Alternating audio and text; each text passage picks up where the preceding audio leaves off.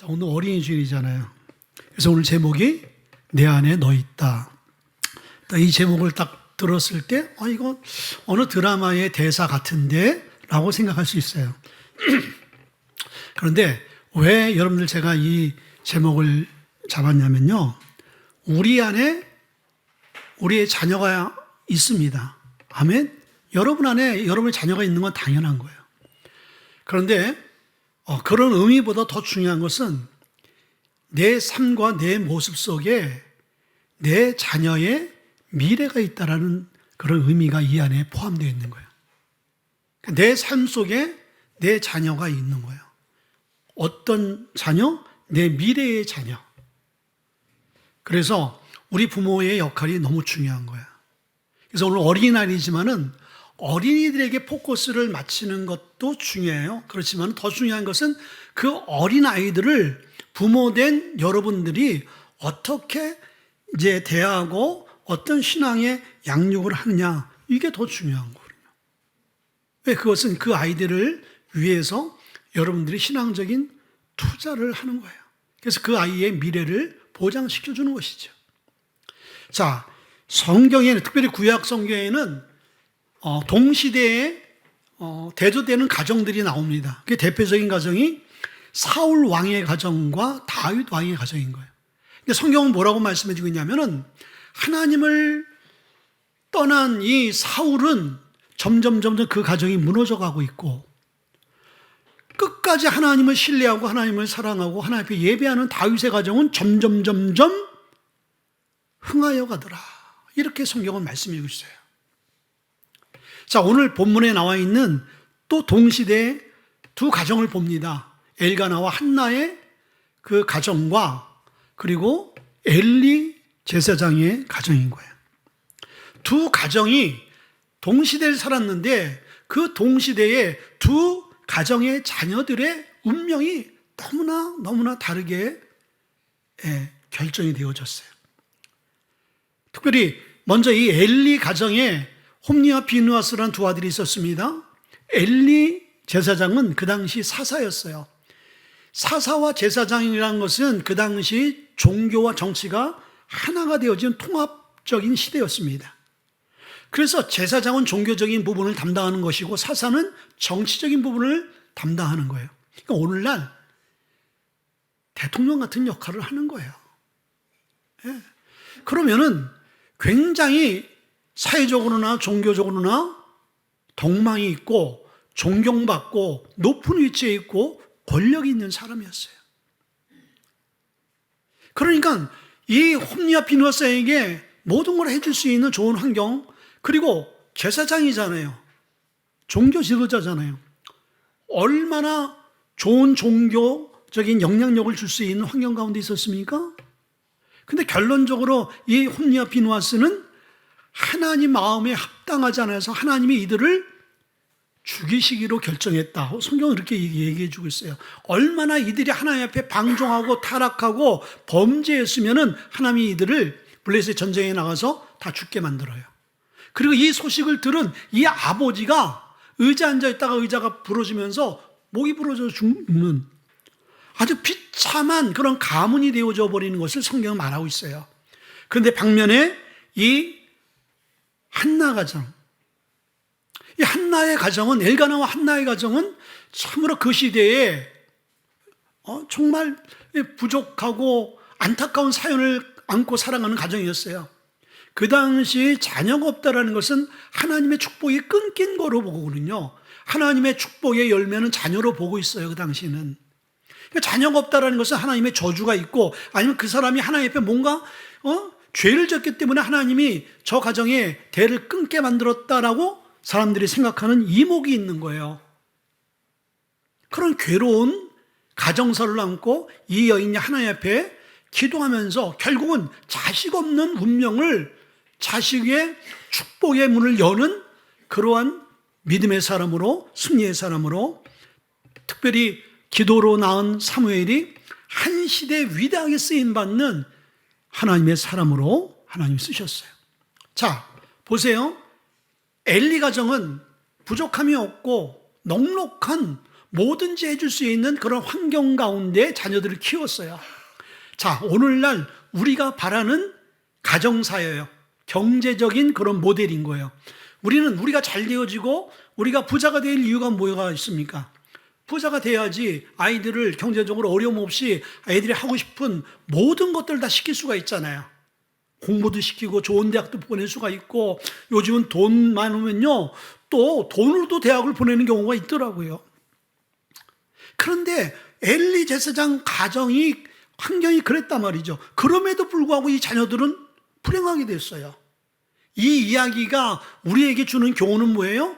오늘날 세상 모든 부모들이 한결같이 바라고 꿈꾸는 그런 성공적이고 명예와 부가 있는 가정이 되어서 이 모든 것들을 자녀들에게 그대로 유산으로 넘겨주면 내 자녀들이 행복하겠지라고 생각하는데 그렇지 않다라는 것을 엘리 제사장 가정을 통해서 분명히 말씀해주고 있는 거예요.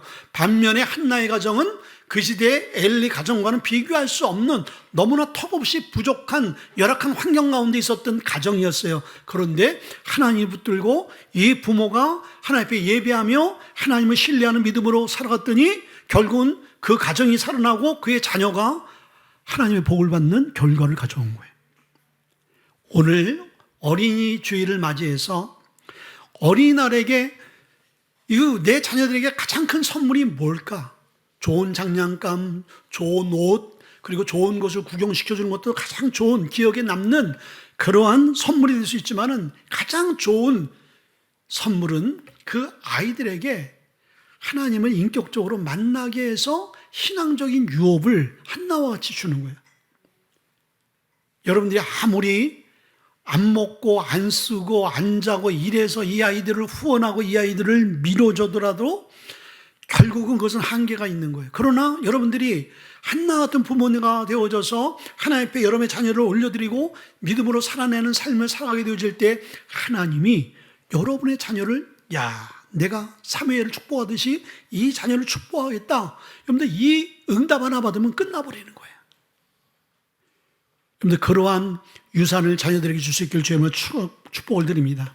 자, 그러면 먼저 우리가 자녀들에게 어떤 선물을 해야 되고 어떤 교육을 시켜야 되냐. 첫째는 예배의 소중함을 가르치라는 거예요. 자, 17절에 보니까 이 소년들의 죄가 여호와 앞에 심히 크면 그들이 여호와의 제사를 멸시하였더라. 이 소년들은 누구예요? 엘리 제사장의 홈니와 비누아스 두 아들인 거예요. 근데 여호와의 제사, 하나님 앞에 드리는 예배를 멸시하였다. 멸시하는 건 뭐예요? 말 그대로 이것을 너무 가볍게 여기는 거예요. 이걸 우습게 여기는 것이죠. 예배를 예배같이 생각하지 않는 거예요.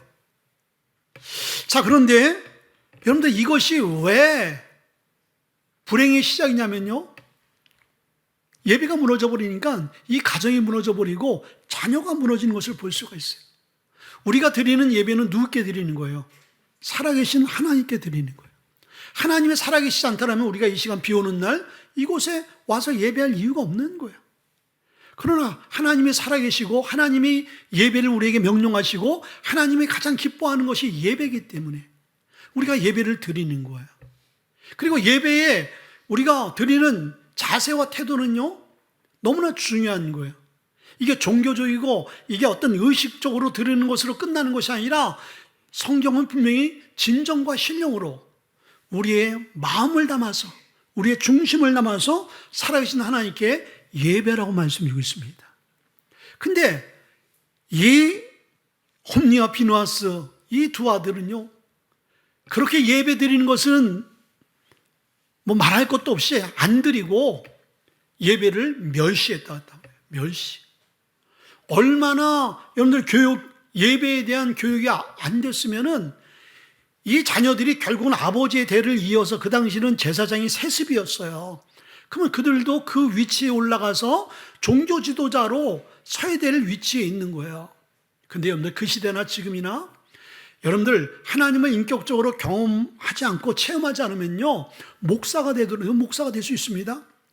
신학대학교 또 대학원 또 전도사 과정을 통해서 또 듣고 보고 배운 대로 매뉴얼대로 하게 되어지면 얼마든지 목사와 전도사 성직자 일을 할 수가 있어요. 제가 보니까 이 엘리 제사장이요, 하나님을 뜨겁게 만난 사람은 아니라는 결론을 가질 수밖에 없는 이유가 뭐냐면요, 엘리 시대 때 오늘 성전에서 하나님의 음성이 들릴 때 엘리 제사장은 전혀 듣지 못하고 사무엘이 듣거든요. 그리고 이 사사 시대 때 엘리 제사장 시대가 영적으로 가장 어두운 시대라고 성경은 말씀해 주고 있어요. 그건 뭐냐면은 하나님과 소통이 안 된 그런 교육자라는 거예요. 한마디로 이 엘리 제사장이 제사장 직분을 감당하지만은 하나님과 소통하면서 하나님의 임재 가운데 하는 것이 아니라 인간적으로, 왜냐면요, 이 홈리와 비누아스가 예배를 멸시하는 것을 통해서 이 아버지의 신앙 상황을 알 수가 있는 거예요. 엘리 제사장이 살아계신 하나님 앞에 온전히 예배하는 예배자였다면요, 절대로 그의 아들 홈리와 비누아스가 예배를 멸시하는 삶을 살아가지 않도록 방지했을 거예요.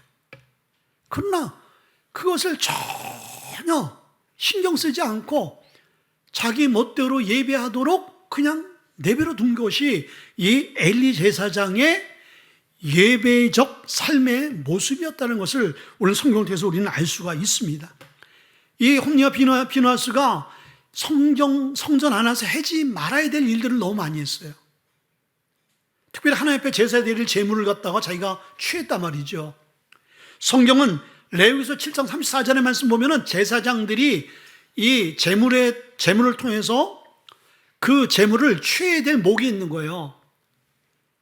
이 짐승의 그 앞가슴과 뒷다리를 제사장 목으로 줘야 됩니다. 제사장들도 생활하고 먹고 살아야 되잖아요. 그래서 하나님 앞에 먼저 제사하고 그 제사 의식이 끝난 다음에 남는 앞가슴과 그 제물의 뒷다리를 이 제사장들에게 주는 거예요. 그럼 그것으로 그들이 생활을 하고 그들이 음식으로 취하는 것이죠. 그러나 이들이 한 것은 그것이 아니었어요. 하나님 앞에 드리기도 전에 그들이 도적질해서 자기가 취해서 자기의 것을 만들어버리는 것이죠. 이건 뭐예요? 하나님을 두려워하지 않는 의식에서 나오는 행동인 거예요. 여러분들, 하나님을 두려워하지 않게 되어지면요, 예배에 대한 예배 의식이 너무나 우리가 가볍게 여겨지는 거예요. 그렇죠. 여러분들, 우리도 사회적인 우리가 법이요, 만약에 사람을 죽였는데 그 사람을 죽여도 우리가 뭐 그냥 하루만 반성문 쓰고 그냥 나온다. 그럼 죽일 사람들 많죠. 옆에 미운 사람들 많잖아. 내가 힘이 안 되어지면 사람을 시켜서라도 내가 그냥 해치우고 말지. 만약에 법이 너무나 우리가 보기에 가볍고 우스우면요, 누구나 다 사람 죽입니다. 안 죽일 사람 없어요. 저도 죽일 거예요. 안 되겠죠. 또 제가 여러분들 죽인다니까 여러분 너무 기뻐하는 것 같아요. 예, 저는 죽일 수가 없죠. 저는 그냥 기도하고 맡겨야 되겠지. 우리는 세상 사람들이 그렇게 한다는 이야기죠. 자, 그런데 보세요. 하나님께서 우리에게 예배에 대한 그 부분은요, 정말 우리가 경홀히 여길 부분이라고 하지 않고 있어요. 이건 구별되어지고 거룩하게 드려야 될 부분이라고 분명히 말씀해 주고 있고요. 예배를 잘못 드려서 죽은 자도 있어요. 그런데 그 예배에 대해서 그런 경험들과 그런 역사들을 엘리 제사장들이 안다라면은 이 자녀들에게 이 예배의 소중함이, 예배가 얼마나 두렵고 떨리는 마음으로 드려야 되는지에 대한 교육이 있어야 되죠. 근데 그렇지 않았다는 것이죠. 이것은 엘리 제사장 자체도 예배에 대한 의식이 너무 약했다는 것을 우리가 볼 수 있는 거예요. 그러니까 그 아버지의 신앙에 그 자녀의 그 예배의 모습이 되어버리고 만 것을 우리가 보게 되어지는 거예요. 가인과 아벨이 예배 드렸죠. 똑같이 예배 드렸는데 하나님께서 누구의 예배는 드리고 누구의 예배는 안 드렸잖아요. 안 받았잖아요. 하나님께서 가인의 예배는 안 받고 아벨의 예배를 받으셨단 말이죠. 왜 그랬을까요? 뭔가 예배의 중심이라든지 하나님 받으실 만한 예배, 받지 않는 예배가 있다는 것을 가인과 아벨의 삶을 통해서 보게 되어지는 거예요. 자, 여러분들, 왜 예배가 중요하냐면요, 하나님은 예배를 통해서 우리를 축복하시기 때문인 거예요. 자, 여러분들, 우리가 아브라함은 복의 근원인 거예요. 믿음의 대명사인 거예요. 근데 아브라함이 축복을 받을 수 있었던 것은 아브라함은 어딜 가든지 하나님 앞에 제단을 쌓고 예배했어요.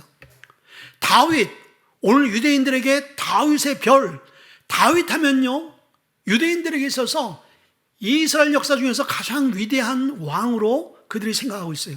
그럼 그 위대한 왕이 될 수 있었던 것은 뭐예요? 다윗은 어떤 상황과 환경 가운데서도 예배를 포기하지 않았어요.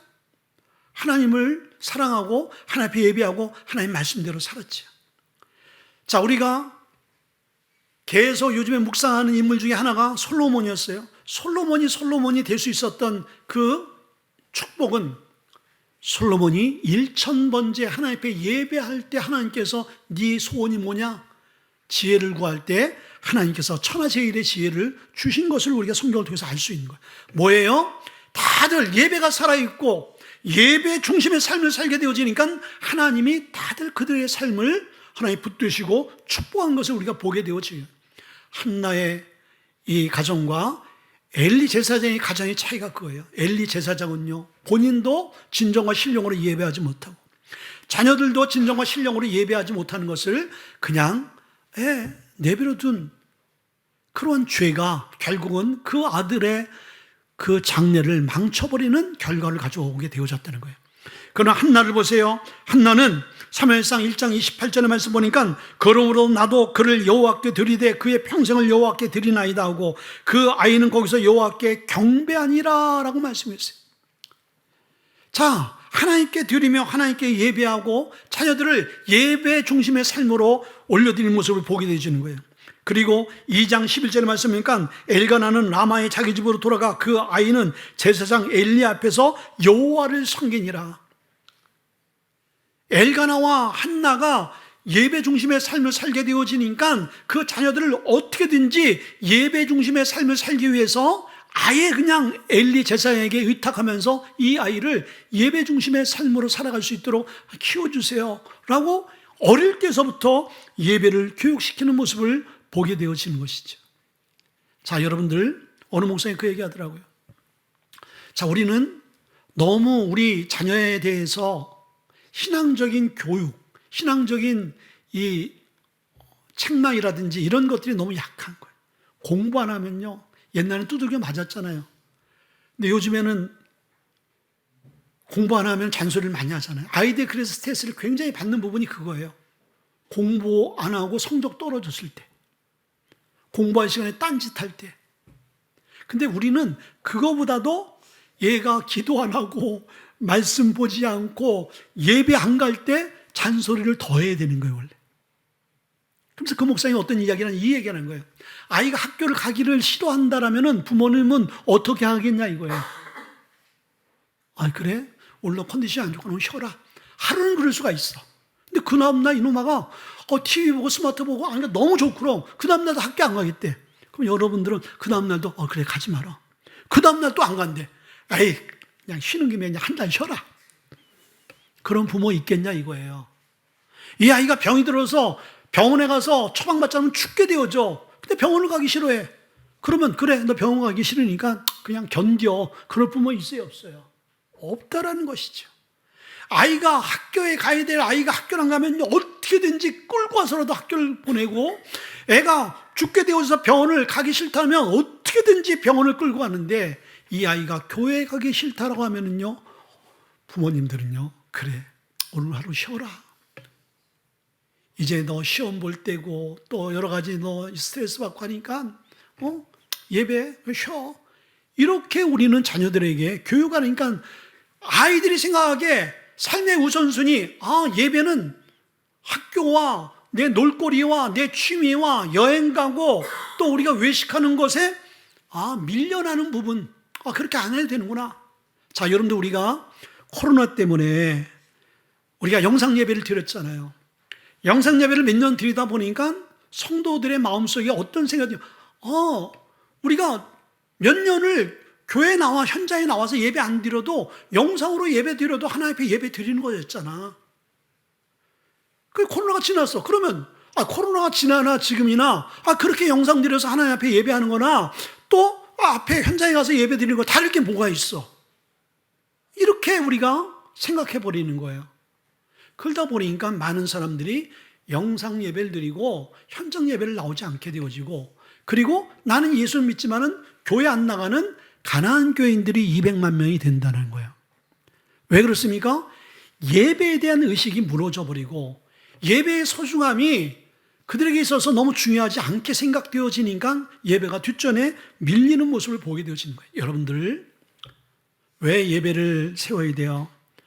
한나의 가정은 부모가 예배 중심, 자녀를 예배 중심으로 살게 되니까 이스라엘 역사, 이스라엘 그 사사 중에서, 선자 중에서 이 사무엘같이 위대한 선자가 없었거든요.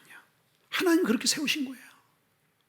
예배가 무너진 엘리 제사장의 홈리와 비누아스는 아버지의 대를 이어서 사사와 또 제사장을 할 가문적으로 아주 너무나 축복된 가문과 혈통과 그 영적인 축복을 누려야 될 자녀들이 예배가 무너져 버리니까 인생이 다 무너지는 것을 성경은 말씀하고 있어요.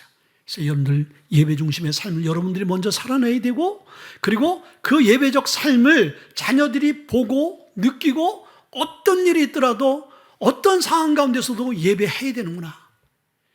예배할 때 하나님 기뻐하시는구나.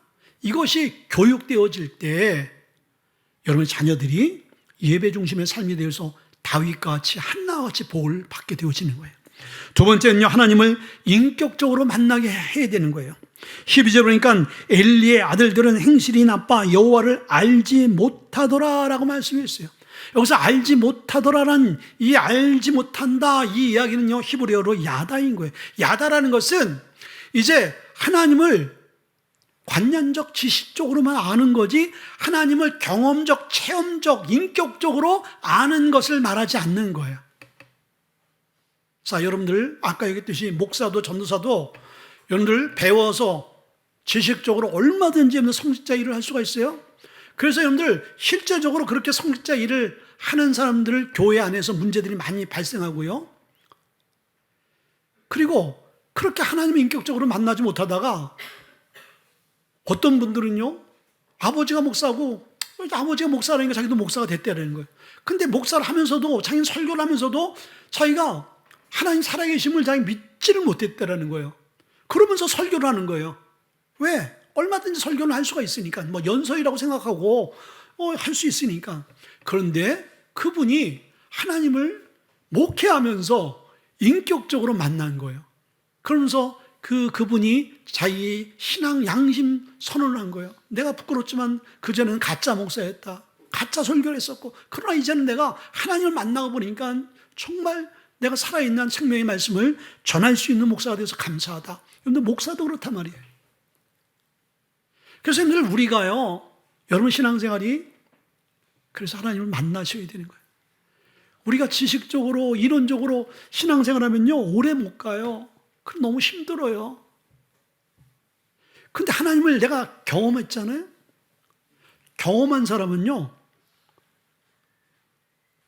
아무리 흔들어 놔도 그 뿌리를 뽑을 수가 없어요. 위는 흔들려도 뿌리는 안 뽑혀. 그러나 이 경험이 없는 사람은요, 한번 여러 가지 상황과 환경이 그냥 흔들어 버리면 뿌리째 뽑혀가지고 결국 말라 죽는 그런 신앙에 완전히 그냥 없어지는 그런 성도들을 보게 되어지잖아요. 그래서 여러분들 우리가 먼저 여러분들이 하나님의 인격적으로 경험하는 그런 신앙생활을 해야 될 줄 믿습니다. 아멘. 그래서 우리가 하나님 말씀 앞에 어떤 태도를 보이느냐는 우리의 신앙의 상태를 보이는 거예요. 하나님 말씀 앞에 우리가 그 말씀대로 살아가려고 몸부림치며 애쓰는 태도는요, 이미 그 사람은 하나님의 어떤 분인지를 아는 거예요. 하나님의 말씀이기에 하나님께서 당부한 명령이기 때문에 그 명령을 지켜야 된다는 것을 알기 때문에 어떤 상황이든지 지키려고 노력을 하는 것을 우리가 보게 되어지는 거예요. 그런데 이 아들들은요, 하나님을 알지 못했다고 그랬어요. 하나님을 알지 못한 이 아들들이 만약 죽지 않았으면 그대로 제사장이 되고 사사가 됐으면 어떻게 됐을까요? 지 아버지 이 엘리 제사장까지 됐겠죠.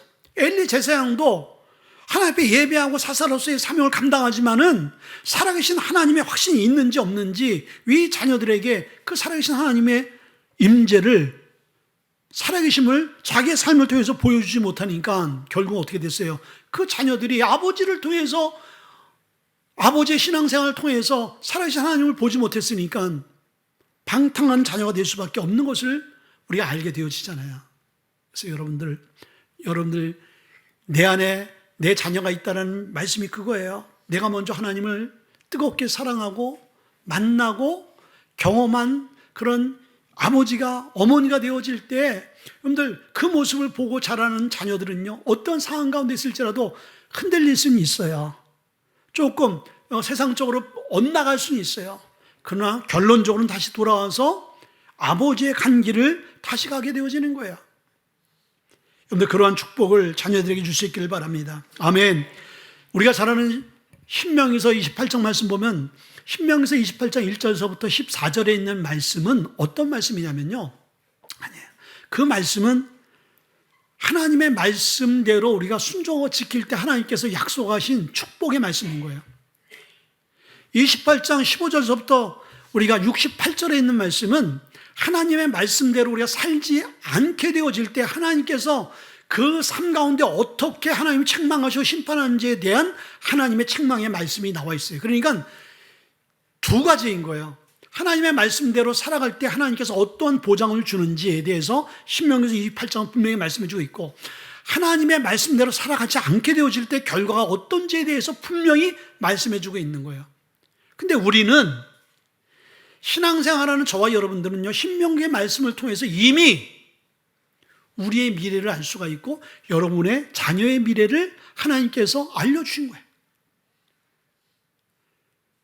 자, 1절서부터 14절에 있는 말씀과 같이 그대로 살게 되어지면 하나님 엄청난 축복의 그 말씀을 하나님 허락해 주셔요. 그 말씀을 이루십니다. 그러나 15절부터 68절에 있는 말씀, 불순종하고 하나님 없인 얘기고, 그리고 하나님 앞에 예배하지 않는 자의 삶은 불보듯이 뻔하게 하나님 그와 함께 할 수 없고 하나님 그 자녀를 축복할 수 없고 결국은 패망이라고 말씀해 주고 있단 말이죠. 이 말씀을 우리가 경험적으로 체험적으로 안다라면은 이 말씀을 자녀들에게 안 가르칠 수가 없는 거예요. 아이들에게 먼저 세상적인 지식과 학문과 이 아이들을 출세할 수 있는 방법을 가르쳐 주는 것보다 더 중요한 것은 하나님의 축복의 말씀을 가르쳐 주는 것. 그래서 그 자녀가 인생의 생사복은 세상의 어떤 주관자들이 아니라, 그리고 세상의 흐름과 어떤 제도가 아니라 하나님이시구나. 하나님이시구나. 살아계신 하나님을 우리가 믿는다라면은 하나님 우리를 축복하셔야 되는 거예요. 그렇죠. 그런데 이 아이들에게 예배에 대한 의식을 가르쳐주지 않고 이 아이를 하나님이 인격적으로 만나는 자녀로 키우지 않게 되어지면은 어떤 결과를 가져오냐? 하나님이 그 자녀를 책임져 줄 수가 없어요. 하나님이 이 아이를 붙들고 함께 갈 수가 없는 거예요. 하나님 그렇게 약속해 주고 그렇게 말씀해 주고 있기 때문에 하나님 그대로 행하시는 분인 거예요. 그러나 이 아이가 하나님을 만나는 아이가 되어지고 하나님의 그 말씀을 귀하게 여기고 말씀대로 살려고 몸부림치고 예배 중심의 삶을 살게 되어지면 이 아이가 어떤 환경과 어떠한 그러한 상황 가운데 있을지라도 그게 중요하지 않다라고 말씀해 주고 있어요. 한나와 엘리 가정이 그거예요. 엘리 가정은 한마디로 이 시대의 엘리트 가정인 거예요. 부러울 곳 없는 가정이었어요. 그러나 그 속에 하나님이 빠졌어요. 하나님 그걸 축복할 수 없지요. 그러나 한나 가정은 참 너무나 평범한 가정이고 그냥 보통 가정이었어요. 그러나 그 보통 가정이 하나님을 알고 하나님을 의지하고 하나님 앞에 그의 삶을 드리고 아이들을 말씀으로 살아내려고 그 아이들을 신앙으로 교육시키니까 하나님께서 어떻게 하셨어요? 이스라엘 최고의 영적인 지도자로 하나님이 세우시잖아요. 아멘. 그뿐만 아니라 자녀가 없어 하나님께 기도했는데 자녀의 복을, 딸과 아들의 자녀를 풍성하게 주셨어요. 그리고 그 가정을 하나님 축복해 주셨어요. 여러분들 축복의 비밀이 여기 있는 거예요.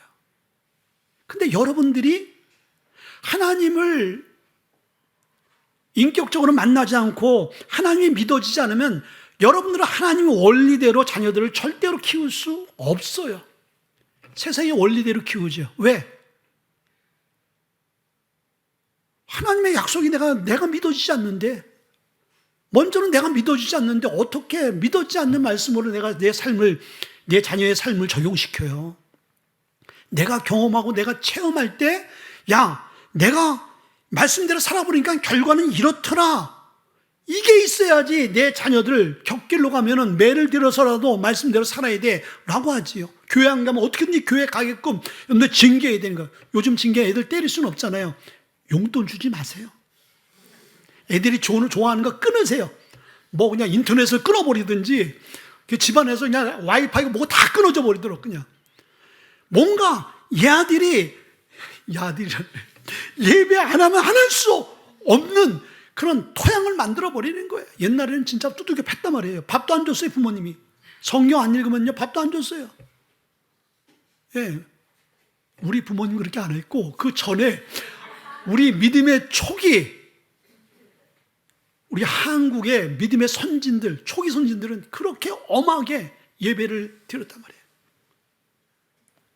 저도요, 나의 등 뒤에서 우리 주님을 보듯이 우리 어머니, 아버님의 등 뒤에서 제가 신앙생활을 많이 배웠어요. 늘 기도하고, 늘 자녀들을 축복하고, 어떻게든지 말씀대로 살려고. 저희 어머니가 당뇨로 이제 눈이 약간 안 좋은 상태에서 우리 아버님하고 우리 어머님하고 부부싸움하다 아버님이 툭 쳤는데 그냥 눈이 실명됐어요. 그래서 한쪽 눈이 실명되니까 이쪽 눈도 이제 실명의 그 시간들이 다가오는 거예요. 나중에는 그냥 뿌옇게만 보였지, 그냥 형태만 보였지 자세하게 보이지 않았어요. 그냥 거의 소경이 되신 거죠, 저희 어머니가. 근데 그런 눈으로 우리 어머니가 수요 예배, 새벽 예배를 갔단 말이에요. 새벽 예배를 간 거예요. 왜? 자녀들을 위해서 기도하기 위해서. 가면 교회 앞에 이런 턱이 한 3개가 있어요. 계단이 3개가. 그 눈이 한쪽이 안 보이니까 이게 높낮이를 가늠할 수 없는 거예요. 그래서 오늘 나왔더니 여기를 까시고 오셨어, 얼굴이. 보니까 넘어지신 거예요, 새벽 예배 가다가. 여러분들, 그런 부모의 자녀들이 잘 되겠어요, 안 되겠어요? 제가 잘 됐잖아요. 저는 우리 부모님의 기도가 없었으면 아주 형편없이 됐을 거예요, 아마. 예. 그런데 부모의 기도, 그러면서까지 하나님 앞에 자녀를 맡기며 내가 해줄 수 있는 건 아무것도 없습니다. 돈을 내가 유선을 자녀들에게 줄 수 없지만은 내 자녀들에게 신앙의 유업을 주길 원합니다. 내 자녀를 내가 책임질 수 없지만 하나님이 책임져 주세요라고 그렇게 몸부림치며 기도하는 그 기도가 있었기 때문에 한국교회가 이렇게 성장하게 되어지고, 그리고 제가 성장할 수 있게 되어지고 여러분의 자녀들이 성장할 수 있게 되어지는 그 비결이 여러분의 신앙의 모습 속에 있는 거예요. 아멘. 그래서 여러분들, 내가 하나님 믿어지지 않으면 빨리 기도하세요. 하나님, 저를 하나님 만나주세요. 나를 간절히 찾는 자가 나를 만난다라고 말씀해 주고 있어요. 구하고 찾고 두드리면 하나님께 반드시 만나주신다고 약속해 주고 있잖아요. 하나님 인격적으로 만날 수 있길 주의 이름으로 축원을 드립니다. 아멘. 오늘 신명기서 28장 15절에 보니까 내가 만일 내 하나님 여호와의 말씀을 순종치 아니하여 내가 오늘날 내게 명하는 그 모든 명령과 규례를 지켜 행하지 아니하면 이 모든 저주가 내게 말이니 내게 이를 것이니라. 자녀를 여러분들이 이렇게 키우면 안 돼요. 하나님 반드시 말씀대로 역사하시는 분이라는 거예요. 그러나 요한복음 14장 21절에 말씀하니까 나의 계명을 지키는 자라야 나를 사랑하는 자니 나를 사랑하는 자는 내 아버지께서 사랑을 받을 것이요 나도 그를 사랑하여 그에게 나를 나타내리라. 하나님을 사랑하려고 마음 먹고 사랑하려고 주님 앞에 나가면은 하나님이 그 삶 가운데 나타나셔서 내가 바로 네가 사모하는 하나님이다라고 하나님이 알게 하시고 경험시켜 주신다라는 거예요. 마지막으로는요, 셋째, 삶의 우선순위를 바로 가르치라는 거예요. 자, 29절 보니까 너희는 어찌하여 내가 내 처소에서 명령한 내 재물과 예물을 밟으며 내 아들들을 나보다 더 중히 여겨 내 백성 이스라엘이 드리는 가장 좋은 것으로 너희들을 살찌게 하느냐. 아멘. 자, 이 말씀 보니까 하나님 앞에 제사 드려야 될 것을 자녀들이 다 빼갔잖아요. 그걸 엘리 제사장이 알았어요. 이건 큰일 날 일이군요. 저주받을 일이다 말이에요. 그런데 이 아버지가 그것을 무기시켜주는 거예요. 아유, 우리 자녀 잘 먹어야지 하면서 좋은 것들은 자녀들이 다 먹을 수 있도록 그냥 배를 해준 거예요. 이게 제 엘리 제사장의 신앙이었어요. 마치 여러분 자녀들이 신앙생활 안 하고 어디 교회에서 하는 거 안 하고 그래, 아이 너희들 그냥 집에 있어, 오늘 쉬어, 무슨 너 시험 기간인데 무슨 공부해, 교회를 가, 공부해야지 이 자식아.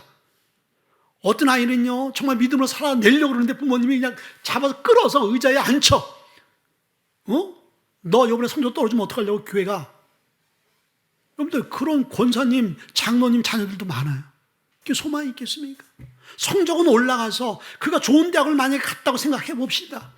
그 아이가 하나님 없이 성공하고 명예와 부를 얻게 되어지면 그 아이가 차세대 이 세상에 지도자로 섰을 때 여러분들 그 사람이 어떤 일을 하겠어요? 어떤 영향력을 펼쳐내겠냐 이거예요. 그렇죠? 그러니까 자녀가 잘 되어지고 성공하는 거 여기에 포커스 맞추면 자녀들 다 망쳐버리는 거야. 그 아이가 인격적으로 잘 자라서 사람들에게 존경받고 사랑받고 인정받고 좋은 영향력을 펼칠 수 있는 자녀로 만들어야 되는 거 아니에요. 그렇죠? 그러기 위해서는 자녀를요 우상하면 안 되는 거예요. 여기서는요 이 엘리 제사장이요 이 자녀 하는 거 다 그냥 옹냐옹냐 다 해. 심지어는요 이 자녀가 성전에 온 이 아낙네를 성추행을 했어요. 근데 이 아버지가 그걸 알고 있었단 말이죠. 근데 쉬쉬하고 있다가 주위 여론이, 아니 제사장의 아들, 이 제사장이 될 이 홈냐 비누아스 이 자식들이 성전 안에서 정말 저주받을 짓을 했는데 이게 무슨 일입니까? 막 여론화가 되어지니까 그때서야 아버지가 이 홈냐 비누아스를 불러놓고 그냥 간단하게 야 너희들 그러면 되겠니? 이러고 끝나버렸어. 왜? 너무 사랑스러운 자녀니까 싫은 소리 하기가 너무 가슴이 아픈 거예요. 여러분들 그렇잖아요. 요즘에 전철에 가면 아이들이 막 그 옛날엔 지하철이 지금은 다 이게 스테인 같이 이렇게 됐지만 옛날엔 이게 쿠션이 있었잖아요. 거기에 막 신발 신고 올라가서 막 뛰고 별짓을 다 하더라도요. 부모님은 대가리 지켜봐. 우리 자식이 너무 건강하고 너무 명랑하고 참. 근데 모든 사람들이 다 그 모습을 보면서 참, 제 애미 누구지? 그러면서 막 속으로 막 열통이 나고 분통이 나고 그런 모습을 보잖아요. 요즘에 자녀들이요 막무가내 그래도요 옆에 사람이 뭐라고 그러잖아요. 그 부모님이요 화를 내요. 왜 남이 귀한 자식한테 그런 쓸데없는 소리 하냐고. 여러분들 잠자고 있어야 됩니다. 잠자고 있어야 돼요. 하나님께 맡기고 기도하세요. 저놈의 자식 예수 믿고 사람 되게 해달라고. 자, 여러분들 엘리 제사장이 있어서 우선순위는요 하나님이 아니었어요. 자, 오늘 본문의 말씀에서 이렇게 말씀했어요. 자, 내 아들들을 나보다 더 중히 여겨라고 말씀했어요. 자, 이것이 엘리 제사장도 망하고 자녀들도 망한 결정적인 포인트인 거예요. 자, 그러면 지금 우리가 이 말씀대로 우리가 처방을 받고 있는 거예요. 그러면 나는 하나님보다 내 자녀가 100배 더 우선인데 그럼 나도 죽어? 여러분 죽지는 않습니다. 육체적으로는 죽지 않겠지. 그럼 신앙이 죽어버리는 거야. 믿음이 죽어버리고 하나님이 약속한 그 축복이 끊겨버리는 거야. 죽는 거야. 근데 대부분의 부모들이 다 이 말씀에 다 끝나버려요. 하나님께서 분명히 우리에게 우상 숭배하지 말라고 했잖아요. 근데 내 자녀가 왜 우상이야? 절대 우상이 아니지. 이건 내가 사랑이지 우상이 아니지. 그러나 하나님 편에 봐서는 그게 우상이라는 거예요. 왜? 하나님보다 더 우선시 되어지고 하나님보다 더 사랑하는 것은 우상인 거야. 근데 우리 부모님들은 아니 천국에 내 자녀가 없으면 천국도 의미가 없어. 근데 그렇게 얘기하잖아. 이 이야기는 뭐예요? 내 자녀가 내 삶의 가장 우선순위가 될 수밖에 없어요. 근데 이 구조를 빨리 바꿔야 되는 거예요. 아니 목사님, 내가 이래서 기독교 싫다니까. 내가 이래서 이 구절이 싫고 내가 이래서 하나님 말씀이 내 마음에 안 드는 거야. 뭐 내 부모를 떠나고 뭐 내 가정을 떠나고 뭐 가정 파탄의 범이야? 왜 하나님이? 그리고 자녀 당연히 귀하지. 내 생명보다 더 귀한 건데 왜? 자녀가 우상이라고? 그리고 자녀보다 하나님을 더 사랑하라고? 당신이 뭔데? 여러분들, 이렇게 우리가 착각할 수가 있는 거예요. 근데 이것은 하나님의 말씀을 전혀 알지 못하고 이해하지 못한 사람입니다. 왜 우리가 하나님을 사랑해야 되고 하나님이 우리의 삶의 우선순위가 되어야 되느냐는 하나님 우리의 생사복을 주관하신 분이기 때문에. 아멘. 축복의 통로가 하나님이시기 때문에. 여러분들, 축복의 통로가 여러분이라면은 여러분들이 여러분의 자녀를 삶의 우선순위로 둬도 괜찮아요. 왜? 하나님은 우리의 삶에 축복과는 전혀 상관없는, 우리의 축복에 영향력을 미칠 수 있는 분이 아니기 때문에. 축복에 영향을 미칠 수 있는 것은 나지, 환경이지, 어떤 제도나 어떤 시대적인 흐름이지, 그리고 권력과 돈과 어떤 잘 배운 교육이지, 하나님이 아니지 라고 하는 사람은 삶의 우선순위가 자녀예요. 이게 자녀예요. 그러나 이 모든 것을 주관하시고 이 모든 것의 중심은 하나님이라고 생각하는 사람은 절대로 하나님 자녀를 우선순위 둬서는 안 되는 거예요. 왜? 하나님이 내 자녀를 축복해야 되고 내 가정을 축복해야 되기 때문에. 아멘.